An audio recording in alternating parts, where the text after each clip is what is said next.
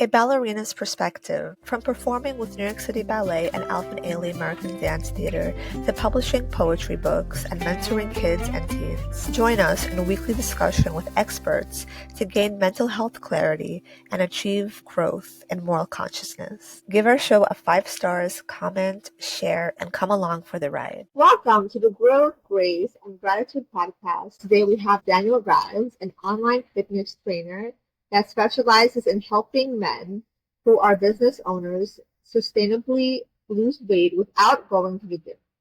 Certified personal trainer, he has an exercise and nutrition degree, and since 2020, he has been training people online since he realized that most of the people that need most help losing weight often hate going to the gym. Very true.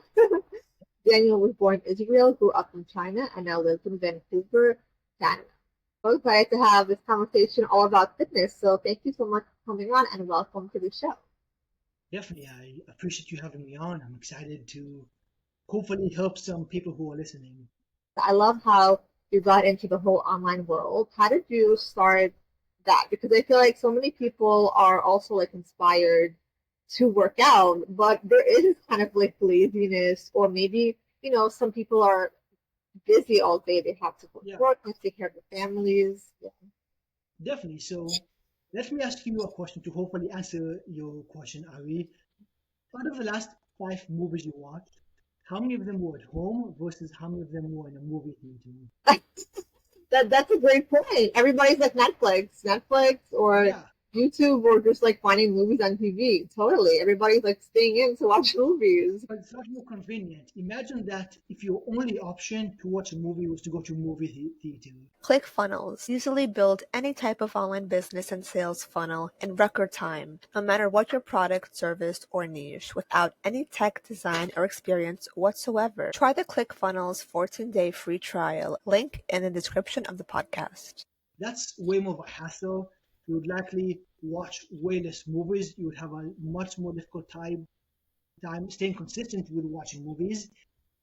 And this would be a hassle. But if you realize you can do it at home, then yeah, you might not have the fancy 200, 300, 400-inch TV, right? But you can still have a pretty good experience even at home.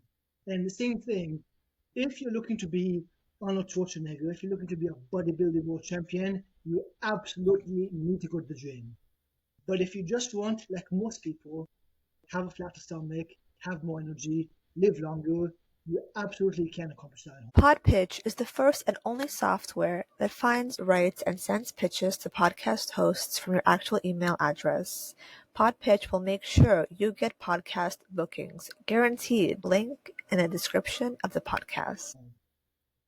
That's a great reminder for people also, who are thinking the only option is to have a good workout means to go to the gym, which is also not true, because, if you connect to your space, and even if it's not a big space, you can just, make the best of it. And what kind of tools do people need to start working out? Like, can they just have like a mat and some dumbbells? What do you recommend for you?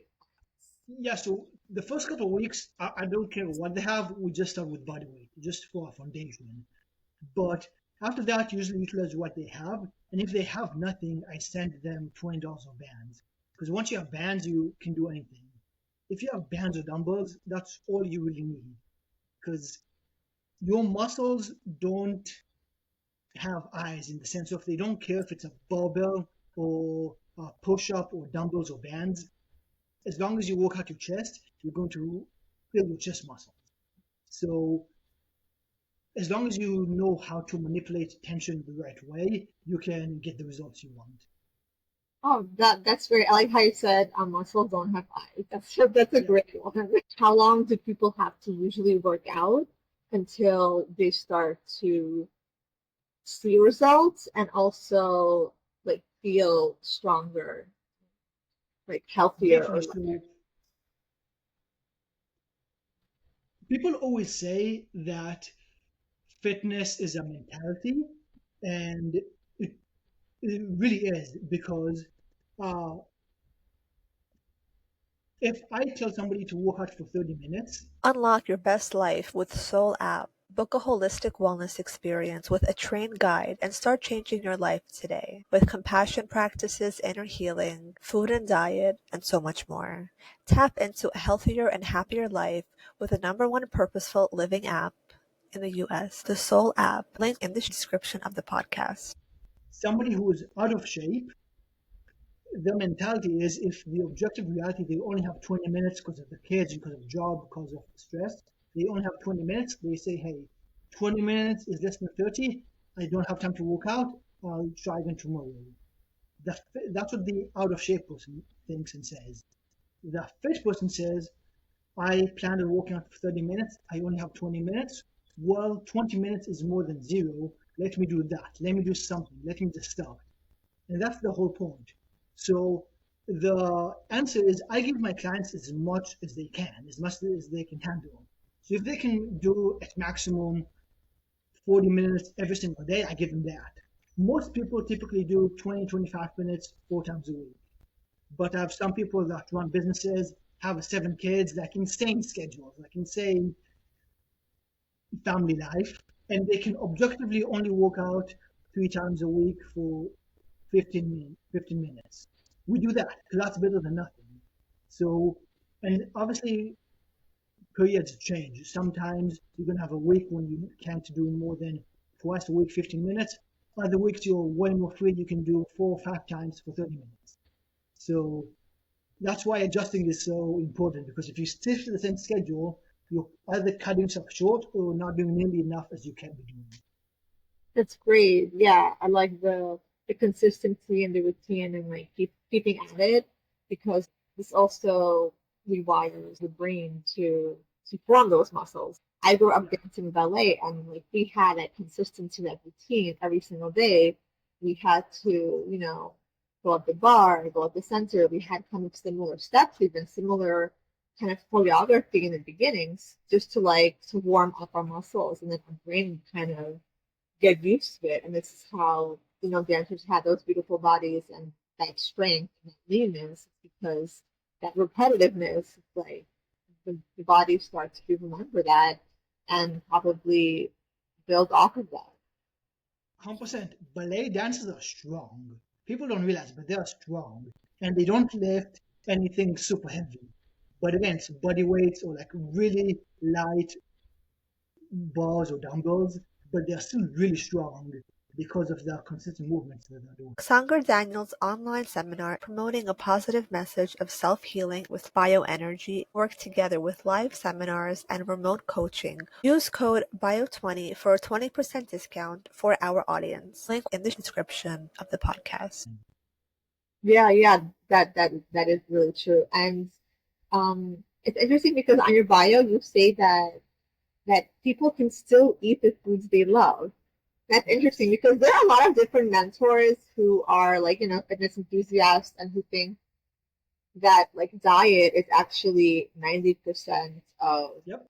building a healthy body. So what is your take on nutrition, on the value of nutrition versus work to build a healthy? So, especially if your goal is to lose weight, then diet is 100%. I agree. 100% agree that diet is 90% or 80%. Diet is a huge part. However, just like the mentality, people who are out of shape tend to think of fitness and health and diet as in an all or nothing approach, which causes them to, first week of January, they work out 2 hours a day, eat nothing but lettuce and bananas, and drink 3 gallons of water. And then after 8 days, they quit because obviously that is super unrealistic. I suggest going the opposite approach, making it a lot more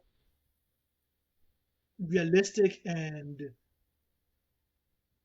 manageable so you can get tangible results as you keep going. Because when you see easy wins that stack up on top of each other, that gives you confidence to keep going.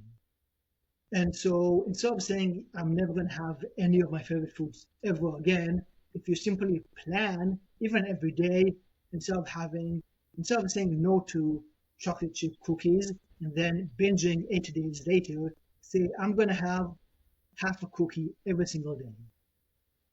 And if you do that, or even a full cookie, it doesn't really matter, right? Even 2 cookies, right? That's not what's going to make a difference. But as long as you plan ahead, I find it's a lot easier to stay consistent with it. So Yeah, yeah, that's what I mean by it's not. There's no food that's 100% forbidden that you can never have ever. yeah, totally. And today is actually National Sponge Cake Day, and this is also like a I did reminder. not know that. Yeah, and it's actually, I think it's like one of the first kinds of cakes that they make without yeast, so that's also Who interesting. invents these holidays? I don't know, but like that's also like a reminder, like to indulge once in a while and to just to keep it in moderation. Because also, if you, as long as you're not like emotionally eating, because I know emotional eating is unhealthy. And, it's connected to feeding your wounds. But if you're just like enjoying a piece of cake, that's totally fine. I know so many people who actually talk down to themselves because they think it's so bad. And that's also a wrong perspective because then you're missing out. You're not enjoying all of the abundance that life has to offer. So I feel like as long as you have that awareness and moderation, like you mentioned, like have a few cookies, it's fine. It's like have that awareness, and then you'll be able to enjoy your life that much more and still be fit. 100%. You made an excellent point because most people are constantly in a lose-lose situation. They either eat foods that they completely dislike that are healthy and then they're miserable, or they eat foods that they do like that are super unhealthy and they feel super guilty, so they're miserable. And that's not a good way to live. I suggest you do the exact opposite of that because again, you should not even you should get to the point everyone can get to the point where they don't feel the need to emotionally eat or feel the need to indulge. And what I mean by that is not that you'll never have the urge to never eat chocolate chip cookies, because that's impossible. But you'll never have the need to eat 17 of them. You can say, hey, one is enough, two is good, but like I don't even want more than that because I know how I'm going to feel afterwards. And balance and not going overboard and realizing that if you is important and also realizing that if you do eat it you shouldn't feel guilty because it's just food. It's not that one thing isn't going to kill you. Yeah, exactly. Yeah, exactly. That's so true. And it's actually like if you do focus more on your general like routine, you'll be able to not even crave that so much as you do when you're kind of like not having the soup. I found that Yeah. also because before, like when I was younger and I was having like a few weeks break from dance, I started to eat a lot more junk food. And once I got back from dance, it's kind of like my body wasn't craving as much.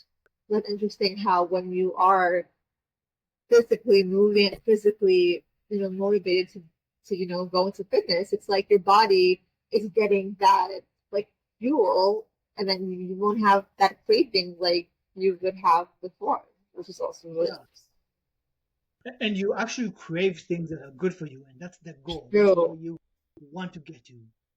Yeah, it's like I crave like kale and things Yeah, like I like don't like kale, but yes, there's other foods that I crave, but to its their own. what do you crave now that you haven't maybe that one? I mean, it really depends on the time of day. There isn't something I always crave, but Right. yeah, there's a lot of times I crave just grilled chicken or bananas or whatever. Like it really depends on the time, right? Sometimes I'm like, oftentimes, probably the most common is like, I really want wings. Like I just want buffalo wings right now. That's probably the most common.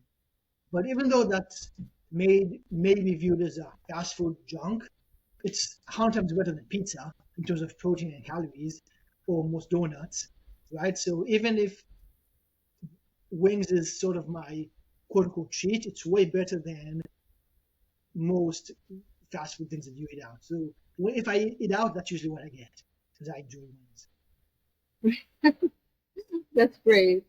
And when you kind of like get people inspired to begin this fitness journey, um, what is it like the hardest step to begin the first step? So people who are kind of like brand new fitness and they haven't really been fit for a while and maybe they do want to focus on losing weight and gaining more health and strength. What is that kind of like difficult first step to make that switch to become?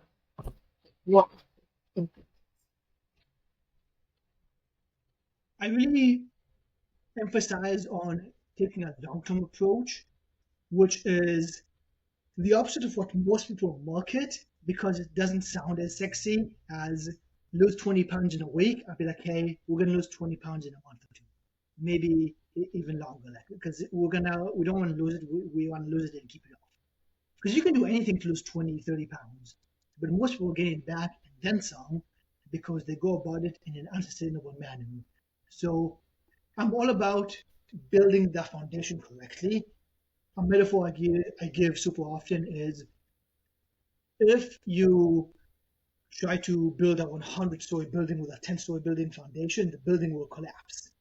We don't want to do that. And even though people nod and it makes sense, you have to realize that during the first couple of weeks, by the time person A is built to level 5, you might have only built the foundation. However, in the future, when they get to level 12, their building starting to collapse and you're starting to build on top. You can consistently get progress. That's the key. So it's not like we start slow, but I don't ask to do for my clients to do anything that they can't handle. That's the point. And the point is to not go extreme. When people think I'm too busy to go on a fitness journey is ridiculous because the whole point is to start when you're most busy. Because imagine if you started when you have nothing going on. Okay, what happens when life does get busy again? Are you saying you're going to quit? So what's the point anyways? Right? The point is to start when life is most hectic. The point is to start when you have absolutely no time and you have as few resources as possible. That's the optimal time to start. That's So changing the entire mentality is the answer, basically. right. Yeah, that's great. And is cardio super important to do first all the time? So it really depends on what's the goal. The most accurate fitness or health answer to almost anything is it depends. Because when people say, whatever, kale is healthy, I'm sure out of the 8 billion people that exist, someone is allergic to kale and that'll kill them if they eat kale. Right? So almost all statements without context are incorrect. It's important to remember that. But if the context is simply weight loss, then obviously diet is most important. Then in terms of exercise, the most important thing is what you can stick to, right? So I recommend strength training at home. And by strength training, I don't mean barbells. I mean even push-ups, knee push-ups, squats, wall slides, wall sits, glute bridges. Those all count as strength training because you strengthen your muscles. The reason why, in terms of weight loss, that is superior to cardio, as an example, is because even if you burn the same whatever 200 calories during a 30-minute workout, if you build up your muscles, you will have a higher metabolism and you burn more calories during rest. Right? So if you do a 30-minute workout and you burn 200 calories during strength training and 200 calories during cardio, then a day later or a couple of days later, after you finish doing cardio, the person who just did cardio won't burn any extra calories. But the person that did strength training will burn extra calories while they're sleeping, while they're recovering, because muscles require extra calories to repair themselves. Well, yeah. However, having that said, the main theme here, if your only option is to do cardio, to walk, whatever, then that is 100% better than not doing that. Yeah, that's so great. What advice would you give to your teenage self about all this like fitness stuff like that? About fitness or about life in general? I guess everything, but also like fitness. So I guess I feel like it depends. How old am I exactly? I don't know, like 15. When I was 15, I would say, what advice would I give my 15-year-old self fitness wise? I would honestly say stop playing basketball and just focus on fitness. Really, Because, basketball fun for you also? no, it was, okay, I would say stop, focus less on basketball, That's focus more on fitness. nice. And not because basketball is fantastic, I love basketball, but basketball is not a very transferable skill. Because I was extremely skilled basketball player. I wasn't very athletic, but I was extremely skilled. However, unless the topic of shooting free throws or shooting three-pointers is brought up, or there's a basketball in my hand, or we're at a court, I can never show off my skill. That's not translatable, right, into everyday life. And the older you are, in general, the less basketball you play. There's few 30, 14, 50-year-olds that consistently play basketball. And just to expand on this point, if I was the top 5% best basketball players in the world, meaning I'm nowhere near the top 0.1 so I can play professionally, but I'm pretty damn good, right? If I was the top 5%, unless the topic of basketball is brought up, no one would ever know everyone. But if I'm the top 5% in terms of health and fitness, I walk into any room and people know immediately. And this applies to any skill. If you are the top 2% best piano players of all time, you're not good enough to be professional, but you're pretty damn good at playing piano or solving Rubik's Cubes or almost all skills. Nobody's going to know unless that specific topic is brought up. The same thing cannot be said about fitness. And on the opposite end of the spectrum, I could, and I probably am, one of the worst piano players that ever existed ever. However, again, how could you possibly know that? I have zero musical inclination at all. If you're good in fitness, you do have good coordination. I have good coordination, I have good hand-eye coordination, but I have no musical talent. Meaning, people play a note and people play another note. If I don't look, I can't decipher which note is which. It blows my mind that people are able to do that. Try to practice, because sometimes, like when we're kids and we don't practice, we assume we're horrible. But then when we dedicate time to practice, sometimes we become better. Maybe. To be honest, I've never tried because I'm like, it's so above what I think is even possible. Like, it's so like beyond my head, and I'm like, I'm not. If it's something I was interested in, I would do it. But it's extremely difficult, and I have no interest in it. I put zero priority in any musical capabilities. All piano players impress me equally. All musicians impress me equally, because I don't even know what's good or what's bad. When people say, "Did you hear that person sing?" I'm like, "Yeah." Everything sounds good to me. Like, everything's like, "Yeah, that's pretty good." Because I have like zero musical inclination. I have no interest in that. But getting back to the point, if I'm one of the worst piano players that ever existed on the face of the planet, nobody would know unless the conversation of piano is brought up. You didn't know until I brought up the conversation. The same cannot be said about fitness. If you're the bottom 5% in terms of fitness, everyone is going to know, and that is going to impact your life way more dramatically than any other skill. Oh, yeah. That's a really good point. So yeah, to bring back the meta point in which you asked what advice would I give my 15-year-old self, I would basically said differently. I would say focus on transferable skills. Focus on skills that will improve your life rather than in 40 years, in the next decades, rather than skills that have absolutely no applicable transfers into later in life. Because again, whether I am in the top 1% or bottom 1%, best or worst at solving Rubik's Cubes, you will have absolutely no idea. Unless there's the Rubik's Cube in my hand. But I would say that the second most important transferable skill after fitness is your ability to communicate, which is why I'm practicing podcasts. Something I know I want to get better at, but I know it's super important. How well you can communicate affects you every single day of the life, whether you're 7 years old or whether you're 77. So that's a very transferable skill. So I would tell my 15-year-old self, focus on fitness, focus on communication, focus on transferable skills. Don't focus on skills that in 20 years have absolutely no application unless you have it in your hands. That's great. I love that. And yeah, I feel like if we do give ourselves those skills and tools when we're teens, when we get older, then we have so much more discipline to be better at fitness, our careers, whatever our passions are. So that is great. And even fitness, I feel like it gives us a routine, like we talked about, that routine structure and discipline. And that discipline is also able to kind of like help us shift from unhealthier habits to healthier, consistent habits. Yeah. And I still discovered it relatively early. Like, I would say I started taking fitness very seriously around 17, right? So like still relatively early. Yeah. But especially with fitness, the older you are, the more important it is, and there's exponential effect, consequence. Because if you don't care about your fitness in your 20s, whatever. If you don't care about your fitness in your 50s, you might have a heart attack any day now, and it depends more than just about you. This affects your entire life. This affects your kids. This affects your entire family. If you have a heart attack, like, real consequences are going to happen.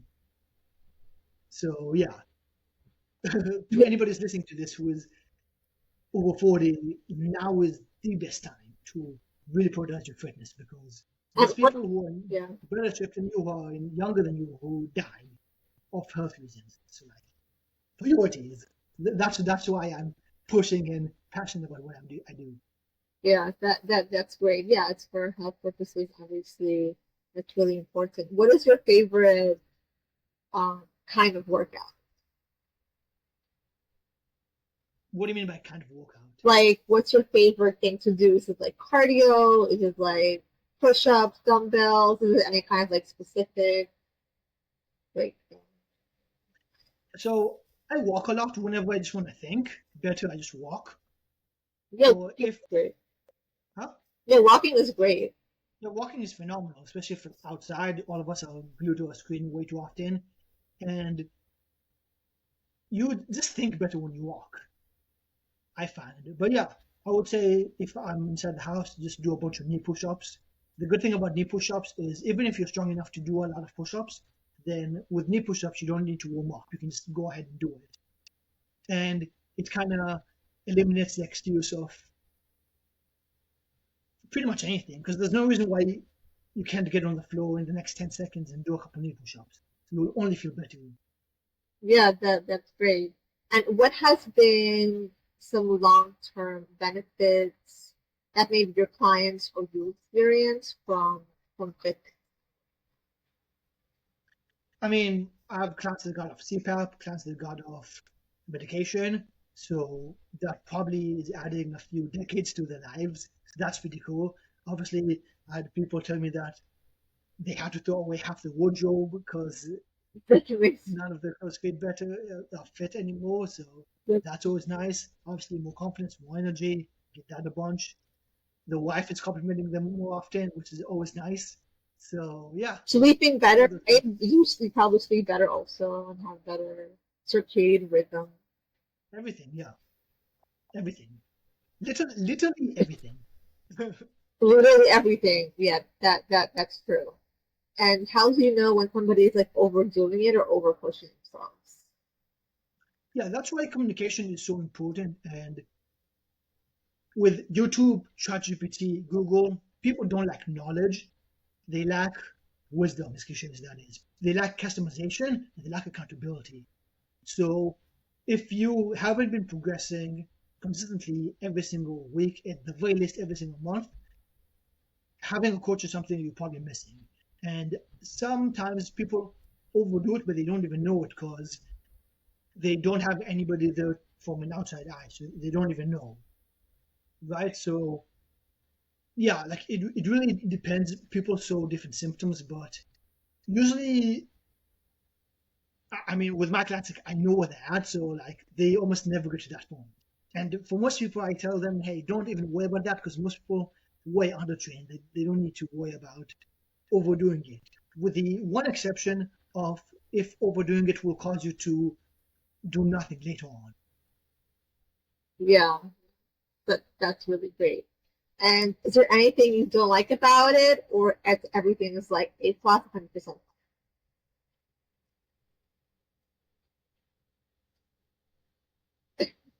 I mean, I never progress as fast as I want, but I have to remind myself what the job is, because changing people's beliefs and getting them to do something basically getting them to rewire the instincts, because the instinct is to eat sugar and sit on the couch. That's the instinct. Even though it's like difficult, and I don't get frustrated with them, I get frustrated with the fact that I have a difficult time articulating my thoughts as accurately as possible. But then again, that's the job. right? That's why there isn't many people who have more testimonials than me on Twitter or anywhere, honestly. And that's because it's not easy. And I'm doing this for the long game, right? So I would say just constantly remind myself that, hey, you said that you want to do this for the long game, and that's why there's few people in your position already. If you want to, this is me talking to myself. If you want to be exactly what you want to be, if you want to be like known for this, and you want to be like more amazing podcast, and you want this to be like a legit, like $1 billion business, right? It's gonna take a while. You're gonna have to struggle. There's a reason most people don't do this. There's a reason that most people aren't like. There's very few fitness coaches that like stay for decades, right? Because they usually jump on another opportunity afterwards. And I don't plan on doing that. I plan on committing this for the long term. I plan on like basically the struggle is reminding me. I know this is a long-pointed answer, but the struggle is to continue reminding myself that I'm in it for the long game, and I could tell my clients to do something way more drastic and get them unsustainable results, but that defeats the purpose of what I'm about. So taking the longer, more sustainable approach is what I'm about, both for my business and for my clients. And I know you didn't ask about this, but I want to talk about that. I plan in the near future to create a 100-pound transformation series, in which I will fly to my clients that lost over 100 pounds and interview them and interview the progress and how they lost it, and fly to clients all around the world who lost over 100 pounds. So yeah, that's my plan. It's totally come back on here. We'll do a new interview about that. That's really great. Yeah, and obviously there's some people I'm like that are not succeeding as fast as I'd like, but I have to remind myself, be like, yeah. Everybody is different, right? Like everybody integrates things differently. Yeah, and if everyone succeeded in the first try, then I wouldn't be necessary, right? If them fighting against their instinct was easy, then they wouldn't need me. That's the point. So yeah. That's so fantastic. Yeah, that's amazing. And is that your like favorite part about it? It's like you're able to kind of like grow and evolve and kind of like reach out to more people and connect to more people. Yes, because you're able to change lives. You're able to change lives. That's exactly.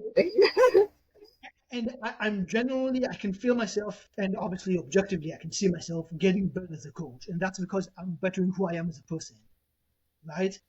I'm getting better at articulating my thoughts and getting my message across and being able to motivate someone even just to video call and motivate them to the point where they completely change and deny their instincts and do the tough things anyways that will give them the results, not just for a day, not just for a week, but for a year, right? That's something that I'm obviously working on, and not just succeed with 1 out of 10, but succeed with 10 out of 10, and succeed with and get better success out of each one of them. So yeah, it's a continuous work in progress, and there's no end point. The beautiful thing about fitness is it's not like somebody gets fit, like, okay, I can relax, I'm done. Like, you don't win at fitness. The point is to continue getting fit.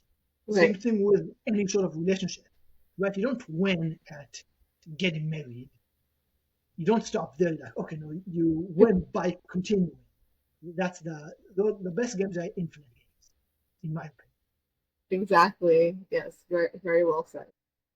Wow, this has been a really great conversation. I feel like our listeners are going to love this. Love this topic. Learn more about the whole world of fitness, motivation, and start to take care of their bodies and to make that commitment, to be consistent, and hopefully get happier and healthier. So thank you, Daniel, so much for coming on. And where can people connect with you and see your content and follow your progress with your plan?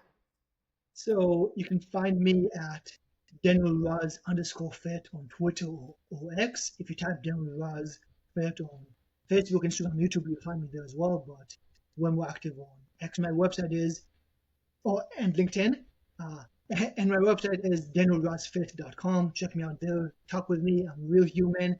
I'll be happy to do my very best to help you out. Perfect. Thank you for coming on the podcast. Definitely. Thanks a lot.